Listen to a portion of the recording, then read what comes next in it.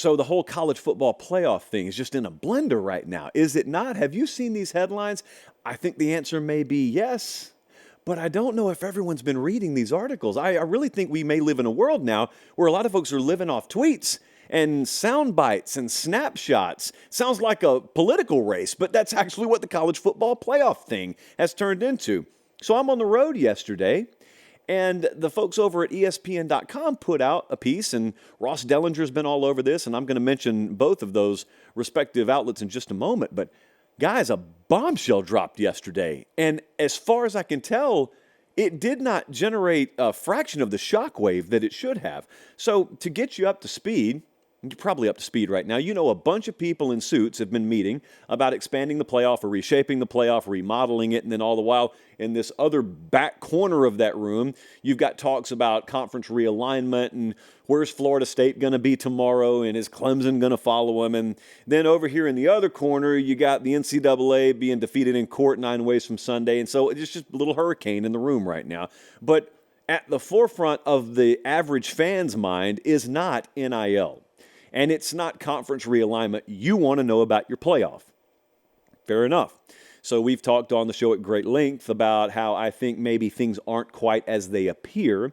And last show that we did, last Sunday, we talked at length, you and I, about how I believed there was a different proposal that was really in the minds of the SEC and the Big Ten. And you can go back and listen to that show if you missed it. So now that I've got you up to speed, yesterday, as I'm on the road driving back from Athens up here to Nashville, just what should have been a tsunami-generating bombshell drops, and it's like the 16th paragraph in an article over on ESPN.com. So Director Collins got it on a quote board for you, and if you're listening on podcast, I'm going to do this nice and slow so everyone picks up what I'm putting down. This is from an article on ESPN.com yesterday. One high-ranking official involved in the discussions told ESPN on Wednesday, the presidents and chancellors in both the SEC and Big Ten are having conversations about whether to continue their NCAA membership.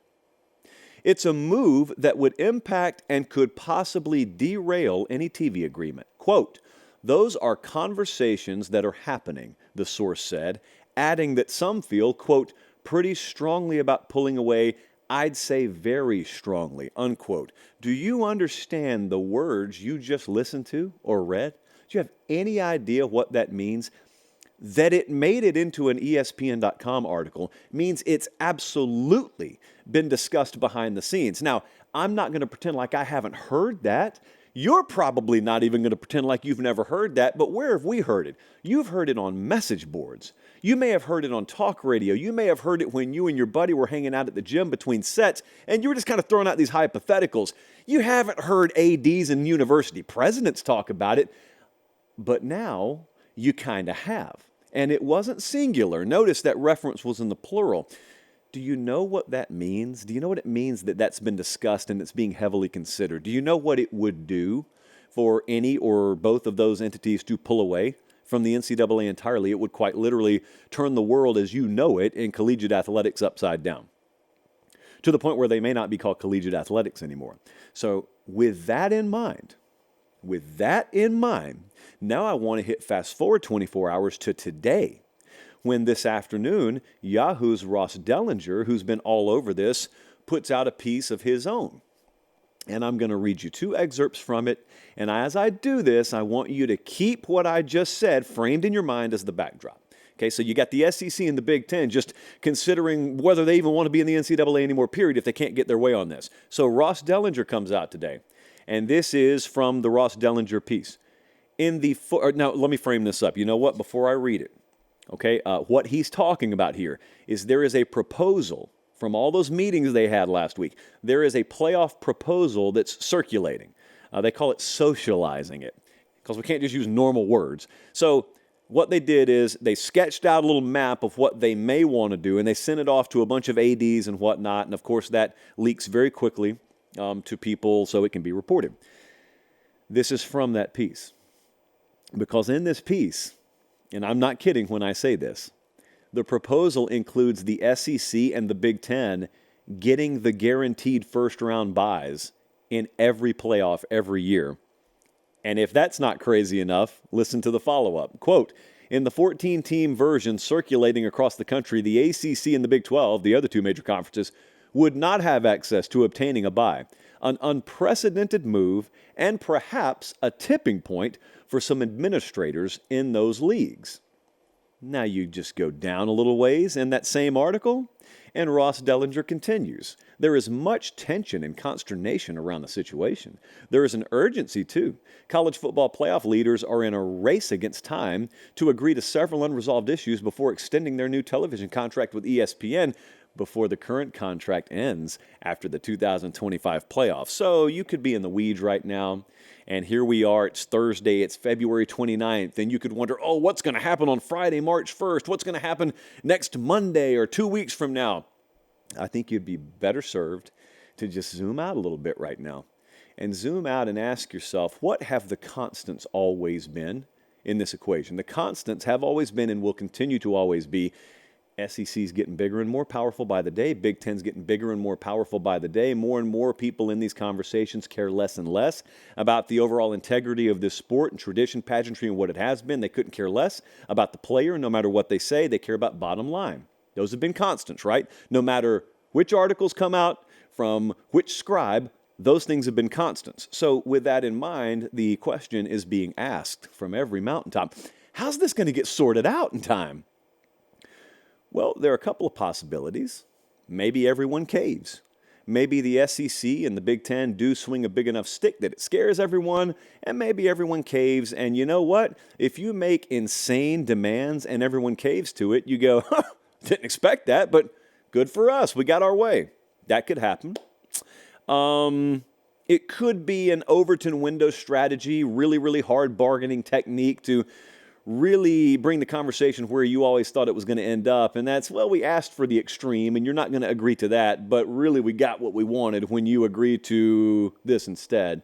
Could be that. Could be that. Happens all the time in negotiations. But I do have my mind somewhere else tonight. And if you remember the conversation the other night I had with you, where I told you I think there are entirely different proposals that the SEC and the Big Ten have in mind that they'd much prefer.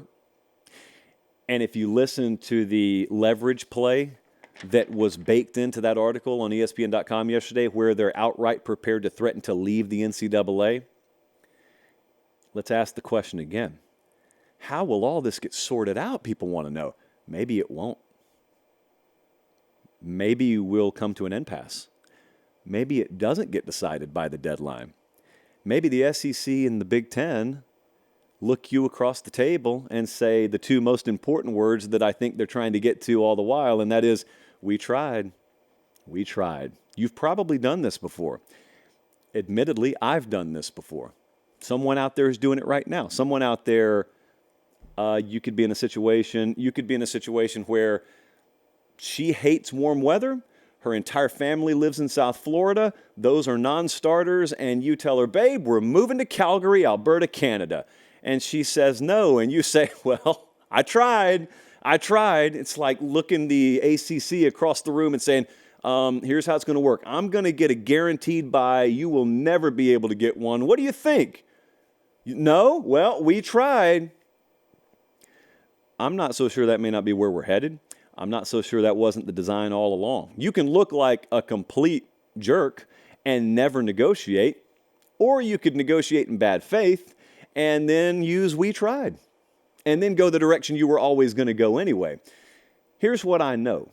The SEC and the Big Ten don't need the rest of the folks in that room. They do under the current construct. There is a new construct and a whole new world that could exist that they know they could build with the appropriate television partnership, and they don't really need everyone else in that room. It's the kind of room that is at the bottom of every slippery slope that folks like me wanted to avoid, because that's always where this sort of mess ends up, but we're on it now. And so I really wonder, have those meetings in those rooms been done in good faith to begin with? Or could you have a couple of leagues with disproportionate amounts of power now, only standing to gain more power as they restructure further, which, believe me, is coming in the very near future? And could you have a situation where the SEC and Big Ten have looked around and realized what is painfully obvious, and that is we had a couple more of these teams. All the big boys are with us anyway. Most of them are as is, and especially will be in the future. Notre Dame, you can do whatever you want to do, but in the future, does anyone really care if we don't include the teams from the Big 12? If they don't want to play ball with us? An FSU, Clemson, Miami, North Carolina-less ACC, does anyone really care about that? It's heartless. It sucks. It's not the nature of college football I love, nor is it the one most of you love, but it could very well be the road we're going down, because those words that matter to us don't necessarily matter to the folks in the room. Just a little question here as we move on. When is the last time, if you could be a fly on the wall in these rooms, when's the last time you think anyone in those rooms asked what's in the best interest of the players? When do you think anyone in those rooms has mentioned the best interest of the fan? I know that sounds like a 5-year-old's question. It's very sunshine and rainbowish. It's very idealistic. It's actually what the sport's about. It's actually what it's built on. It doesn't exist. All those zeros on the ends of those deals, they don't exist without you. When's the last time you think they thought about you? Much less me. When's the last time you think they thought about us?